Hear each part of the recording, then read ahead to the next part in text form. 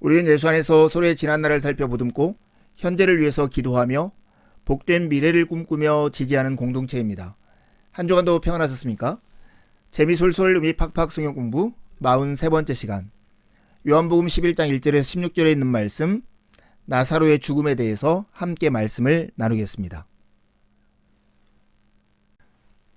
요한복음 내용적으로 보면 큰 세 묶음으로 구분할 수 있습니다. 1장에 10장은 예수님의 공적인 사역을 다루고 있고, 13장에서 21장은 예수님의 마지막 사역, 곧 십자가 사역을 다루고 있습니다. 그리고 11장에 12장은 그 사이에서 십자가 사역의 배경을 소개하고 있는데요. 구체적으로는 예수님의 7번째 표적이 나타나 있는 부분입니다.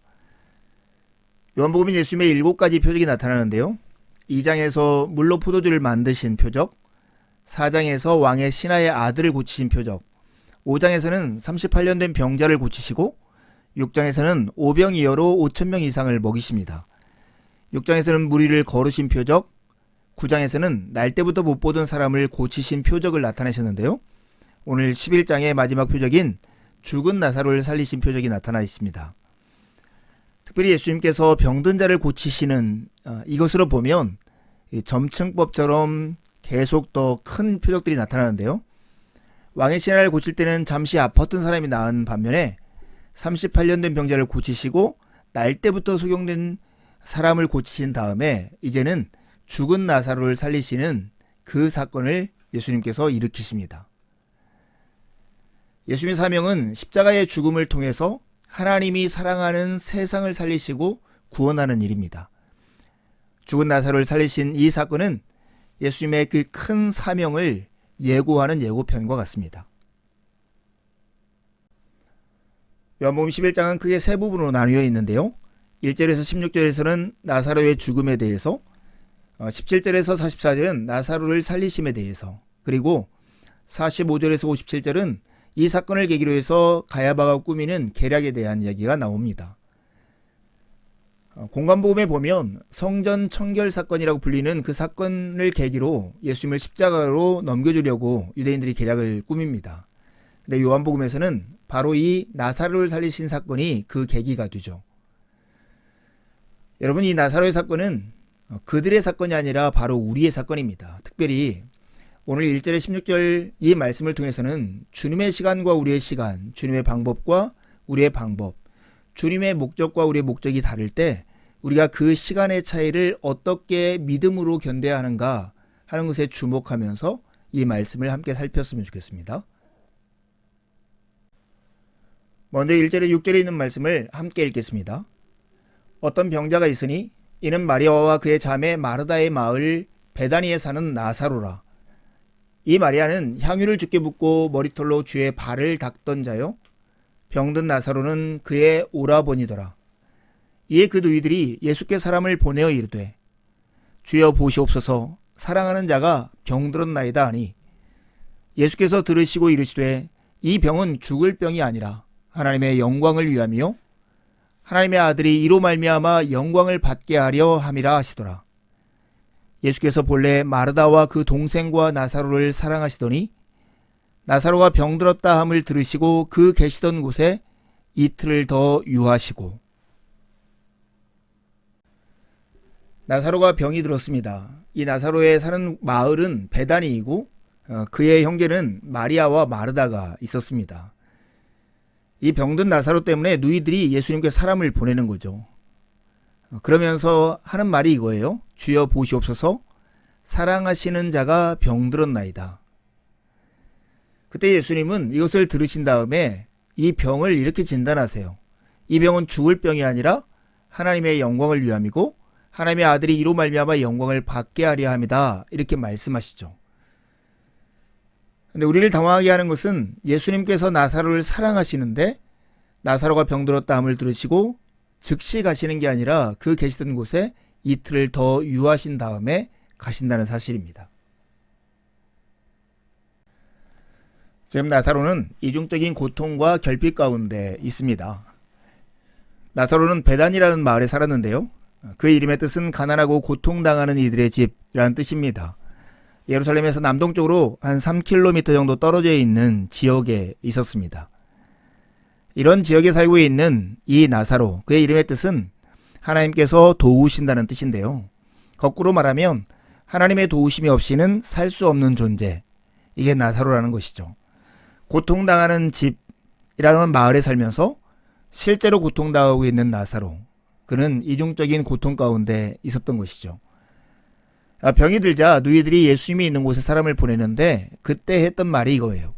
주여 보시옵소서. 사랑하시는 자가 병들었나이다.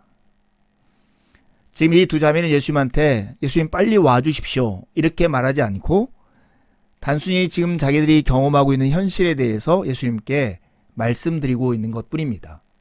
왜 그랬을까요? 짐작할 수 있는 이유는 아마 예수님의 안전 때문이 아니었을까 싶어요.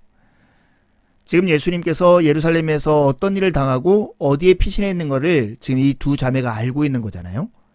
이런 상황에서 예수님을 다시 이 유대 땅으로 와달라고 부탁하는 것은 예수님의 안전에 치명적인 위해를 가할 수도 있다는 염려가 있었을지 모르겠습니다.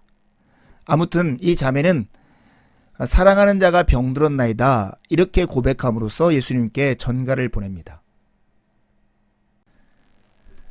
병든 나사로를 두고 마리아와 마르다 그리고 예수님 사이에 시간차가 벌어지는 것이 오늘 이 본문에 나타난 장면입니다.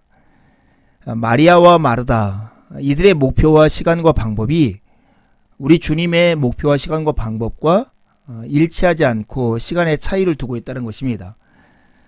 후에 예수님께서 이 나사로가 있는 곳에 가시자 이 마리아가 예수님께 하신 말씀이 이거예요. 주께서 여기 계셨더라면 내 오라버니가 죽지 아니하였겠나이다.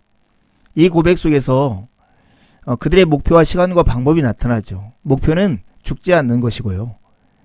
시간은 즉시 죽기 전에 오시는 거고 방법은 이곳에 오셔서 고쳐주시는 거였어요. 그런데 뜻밖의 예수님은 이렇게 행동하시죠. 나사로를 사랑하심에도 불구하고 병들었다 함을 들으시고 그가 계시던 곳에 이틀을 더 유하세요. 일종의 기다림의 시간을 두는 거죠. 예수님이 계셨던 곳과 이 베다니는 하룻길 정도 되는 거리입니다. 그런데 죽은 지 나흘이 된 때 예수님이 도착하는 걸 보면 전갈이 오고 이틀을 유하고 다시 하룻길을 갔다고 하면 어쩌면 그 전갈을 보낸 이후에 바로 나사로는 죽은 것을 예수님은 알고 계셨을 거예요. 그래도 불구하고 예수님은 이 시간의 간격을 두세요. 왜일까요? 설명할 수는 없어요. 그때 예수님은 무엇을 하셨을까요? 우리가 정확히 알 수는 없어요.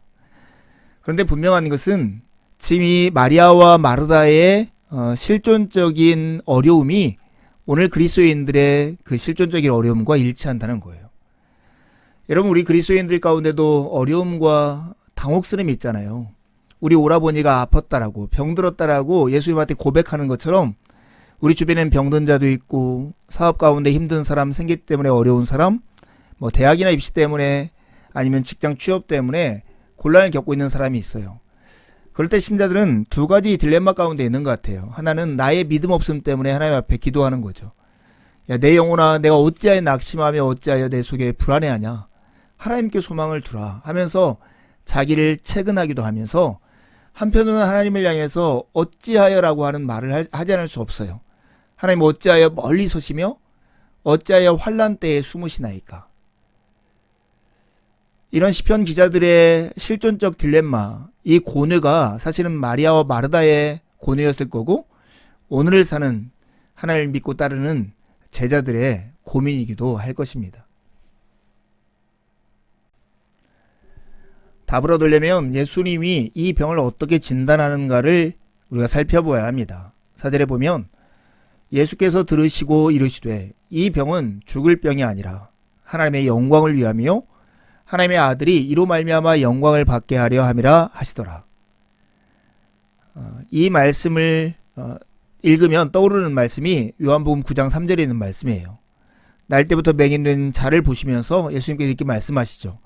이 사람이나 그 부모의 죄로 인한 것이 아니라 그에게서 하나님이 하시는 일을 나타내고자 하심이라. 지금 나사로의 이 사건도 하나님의 영광을 위함, 하나님의 하시는 일을 나타나기 위한 하나의 표적이라는 것이죠. 표적은 늘 표적을 통해서 드러내는 게 뭐냐면 하나님의 어떠하심인 하나님의 영광이에요. 영광은 하나님의 존재와 본질이 밖으로 표출된 것을 말을 합니다. 하나님이 높여지시는 것이고 하나님이 우리 가운데 무겁게 인정되는 것을 말합니다. 하나님의 영광에 뒤따르는 우리의 반응은 뭐냐면 믿음이에요. 믿지 않을 수 없는 상황에 드는 것이죠. 예수님의 표적은 하나님의 영광을 나타내고 하나님의 영광은 우리로 하여금 믿음을 일으키는 역할을 합니다.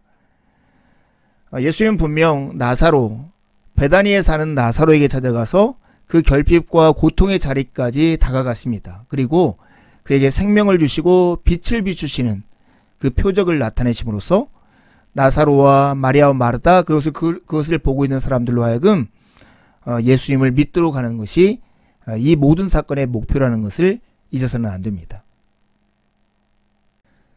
이제 예수님은 유대로 가기로 결정하십니다. 7절에 10절 말씀 함께 읽어보겠습니다. 그 후에 제자들에게 이르시되 유대로 다시 가자 하시니 제자들이 말하되 라삐여 방금도 유대인들이 돌로 치려 하였는데 또 그리로 가시려 하나이까? 예수께서 대답하시되 낮이 12시간이 아니냐. 사람이 낮에 다니면 이 세상의 빛을 보므로 실족하지 아니하고 밤에 다니면 빛이 그 사람 안에 없는 고로 실족하느니라. 예수님은 베다니로 가자 또는 나사로에게 가자 하지 않으시고 유대로 가자 이렇게 말씀하십니다.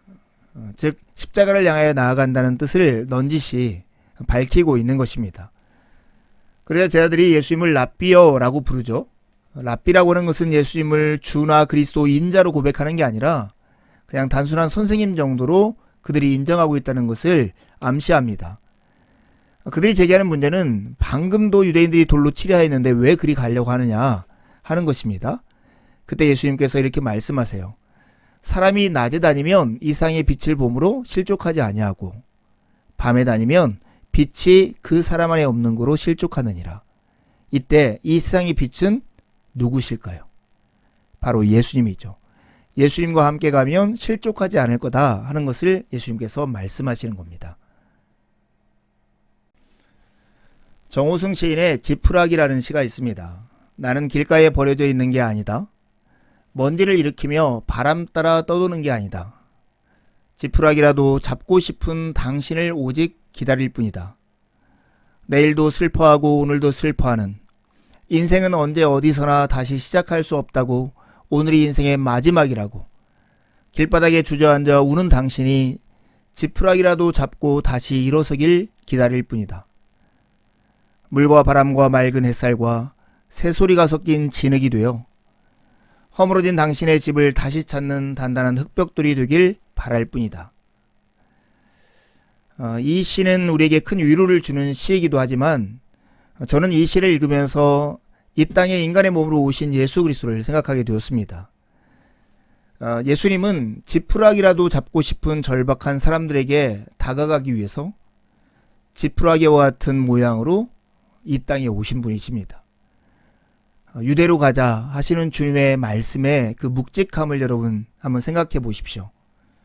죽음의 위기가 있는 곳임에도 불구하고 사랑하시는 자를 위해서 그곳을 향해서 묵묵히 걸어가는 예수님의 그 발걸음을 생각해 보면 이 지푸라기 시가 더 큰 울림으로 다가올 것입니다. 무엇인가 실체와 사물을 보려면 두 가지가 있어야 합니다. 하나는 빛이고 하나는 눈이죠. 예수님은 세상의 빛이시고 생명이십니다. 요한복음 8장 10절에 보면 예수께서 또 말씀하여 이르시되 나는 세상의 빛이니 나를 따르는 자는 어둠에 다니지 아니하고 생명의 빛을 얻으리라 이렇게 말씀하십니다.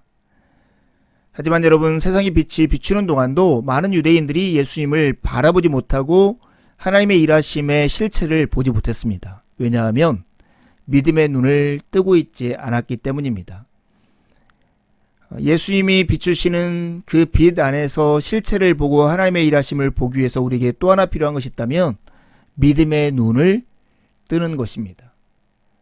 믿음의 주요 또 온전하게 하시는 예수를 바라볼 때 우리는 예수 안에서 하나님께서 이루시는 하나님 나라의 일을 볼 수 있는 그런 영광과 기쁨을 누릴 수 있는 것입니다. 낮에 다니면 세상에 빛이 있으므로 실족하지 않을 거라고 하신 주님의 말씀을 기억해 보십시오. 세상에 비치신 예수님과 동행하는 것, 믿음으로 그분의 길을 뒤쫓아가는 것이 가장 안전한 길이라는 뜻입니다. 그 길을 걸어갈 때 우리는 하나님의 사랑, 하나님의 능력, 하나님의 나라, 하나님의 영광들을 경험할 수 있을 것입니다. 이제 예수님이 제자들과 함께 유대로 올라가기로 결정하고 출발하게 됩니다. 11절부터 16절까지 있는 말씀을 함께 읽겠습니다. 이 말씀을 하신 후에 또 이르시되 우리 친구 나사로가 잠들었도다. 그러나 내가 깨우러 가노라. 제자들이 이르되 주여 잠들었으면 낫겠나이다 하더라. 예수는 그의 죽음을 가리켜 말씀하신 것이나 그들은 잠들어 쉬는 것을 가리켜 말씀하신 줄을 생각하는지라. 이에 예수께서 밝히 이르시되 나사로가 죽었느니라. 내가 거기 있지 아니한 것을 너희를 위하여 기뻐하노니 이는 너희로 믿게 하려 함이라. 그러나 그에게로 가자 하시니 디두모라고 하는 도마가 다른 제자들에게 말하되 우리도 주와 함께 죽으러 가자 하니라. 예수님은 나사로를 우리 친구라고 부르고 있습니다. 그리고 제자들에게 깨우러 가자 이렇게 말씀하시죠. 제자들은 정말 이 나사로가 잠들었다라고 생각했던 것 같아요. 그러자 예수님께서 밝히 이렇게 말씀하십니다. 나사로가 죽었느니라. 그리고 내가 거기 있지 아니한 것을 기뻐하노니 이는 너희로 믿게 하려 함이다. 이렇게 말씀을 하십니다. 그러자 디두모라고도 하는 도마가 다른 제자들에게 이렇게 말해요. 우리도 주와 함께 죽으러 가자. 죽음은 인간이 가장 두려워하는 것이죠. 성경도 죽음을 맨 나중에 멸망받을 원수라고 말을 합니다. 죽음은 이 땅에서의 우리의 모든 삶을 순식간에 물거품으로 만드는 지우개와 같습니다. 그런데 예수님이 이 병들어 죽은 나사로를 향해서 이렇게 말해요. 우리 친구 나사로가 잠들었도다. 그러나 내가 깨우러 가노라. 예수님 안에서 이 죽음은 단순히 잠 정도로 취급되고 있다는 것에 주목하시기 바랍니다. 여러분, 그런데 어떻게 예수님께서 이 죽은 나사로를 잠에서 깨는 것처럼 다시 일으키실까요?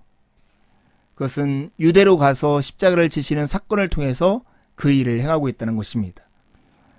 요한복음 15장 13절에 사람이 친구를 위해서 자기 목숨을 버리면 이보다 더 큰 사랑이 없다라고 말씀하시는데 우리 친구 나사로를 살리기 위해서 예수님은 십자가에 못 박혀 죽는 길을 택하고 계신 것입니다. 하나님은 당신이 사랑하는 자의 죽음을 잠이 되게 하시는 분이십니다. 그리고 예수님은 그 양무리를 깨우러 유대로, 예루살렘으로, 그리고 골고다 언덕까지 올라가셨습니다. 하나님의 시간과 우리의 시간이라고 하는 시간의 간극 사이를 우리가 살고 있습니다. 그때 우리에게 위로와 확신을 주는 교리가 있다면 예정의 교리입니다. 이 예정의 교리는 결정론처럼 우리가 미래에 될 모든 일을 하나님께서 하나하나 다 결정해 놓으셨다는 교리가 아닙니다. 믿음의 현재라는 시점에서 우리의 인생을 보면서 하나님의 신실하심을 기초해서 갖는 확신과 위로가 예정의 교리입니다. 여러분이 예수를 믿은 다음에 구원을 받았다는 확신 속에서 뒤돌아보며 우리는 이런 질문을 할 수 있겠죠. 도대체 내가 어떻게 해서 구원을 받았지? 내가 믿음으로 구원을 받았다면 이 믿음이 도대체 어떻게 내게로 왔을까? 은혜로 구원을 받은 사람이라면 누구나 이런 질문을 하게 됩니다. 주님을 믿는 자가 되어 그리고 현재 나의 믿음에 대해 생각해 봤을 때 분명히 내가 믿기 전에 내가 알도 못하는 사이에 성령께서 내게 임하셔서 그의 은혜로 나의 보지 못하는 영적인 눈을 뜨게 하시고 나로 하여금 십자가에 달린 예수를 하나님의 아들로 인정하게 하고 그가 나의 죄를 위해서 돌아가셨다는 것을 받아들이게 하고 나의 강팍한 의지를 꺾어 그에게 순종하게 하셨구나 하는 것을 깨닫게 되는 것이죠. 곧 내가 믿는 순간에는 그 복음을 받아들이겠다라고 내가 결단한 것처럼 보이지만 믿는 자가 되고 보니 나로 하여금 믿도록 성령님께서 미리 역사하셨구나 하는 것을 깨닫게 되는 것입니다. 이게 예정의 교리의 기초입니다. 바울 사도가 고백하는 것처럼 나의 나된 것은 하나님의 은혜로 된 것이다.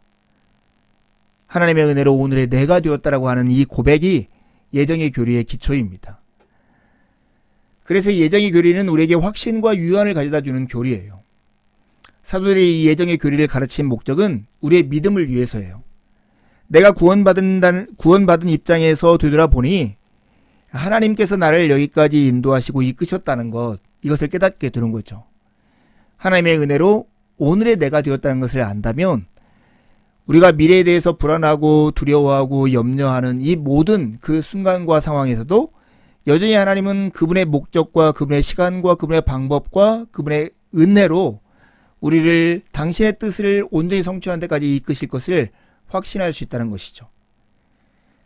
똑같은 논리로 태초에 나를 구원하시겠다고 예정하시고 구원에 이르게 하신 하나님, 그 신실하시고 변치 않으시는 하나님은 그 계획을 끝까지 성취하시리라는 것을 깨닫게 되는 것이 바로 예정의 교리입니다. 하나님의 시간과 우리의 시간 사이에 시간의 간극이 있는 사람들에게 하나님의 신실하심을 믿고 하나님 안에서 평강을 누릴 수 있는 우리의 뒷받침이 되는 교리가 바로 이 예정의 교리입니다. 여러분은 이 교리를 믿으십니까? 우리는 기도 역시 예수님처럼 해야 합니다. 우리는 우리의 목표를 정해놓고 우리의 때에 우리의 방법으로 하나님께서 우리의 뜻을 이루어 주기를 기대하며 기도를 하는 경우가 많습니다. 하지만 예수님은 주님의 목표를 주님의 시간과 주님의 방법으로 이루어 달라고, 즉 주님의 뜻을 이루소서라고 기도를 드렸습니다. 여러분, 우리의 목표와 우리의 시간과 우리의 방법보다 하나님의 목표와 하나님의 시간과 하나님의 방법이 더 지혜롭고 더 선하고 더 좋다라고 하는 믿음이 있을 때만 우리는 주님의 기도처럼 기도할 수 있습니다. 오늘 나사로가 죽었습니다. 죽은 이런 모든 상황을 가지고 예수님께서 15절에 이렇게 말씀하세요. 내가 거기 즉 베다니에 있지 않은 것이 너희를 위하여 도리어 잘된 일이므로 기쁘게 생각한다. 왜요? 이 일로 말미암아 너희가 믿게 될 것이다. 정말 하나님의 목표와 시간과 방법이 우리의 목표와 시간과 방법보다 더 좋고 선하다는 것을 안다면 우리의 뜻을 이루어달라고 떼쓰는 대신에 주님의 뜻을 이루소서라고 우리를 굴복시킬 것입니다. 예수님이 우리를 위해서 하시는 모든 일은 우리가 이해되지 않을 때조차도 그 동기가 사랑이고 목표는 우리 안에 믿음을 일으키게 하는 것이고 방법은 하나님의 영광을 나타내심으로 그 일을 하고 계시다는 이 사실을 잊지 마시기 바랍니다. 이걸 아시는 예수님이 겟셋마네 십자가를 앞두고 있는 자리에서 이렇게 하나님 아버지께 기도하고 있는 것입니다. 예수께서는 이렇게 말씀하셨다. 아빠 아버지께서는 모든 일을 하실 수 있으시니 내게서 이 잔을 거두어 주십시오. 그러나 내 뜻대로 하지 마시고 아버지의 뜻대로 하여 주십시오. 여러분의 긴박한 기도, 중요한 기도, 그 기도의 내용 앞에서 여러분도 정말 하나님 앞에 씨름하면서 이렇게 기도할 수 있습니까? 이렇게 기도할 수 있다면 우리가 올바르고 온전한 기도를 하나님께 드리고 있는 것일 것입니다. 공관복음서와 다르게 도마라는 인물이 요한복음에서는 매우 강조됩니다. 특별히 요한복음 20장 28절에 보면 도마가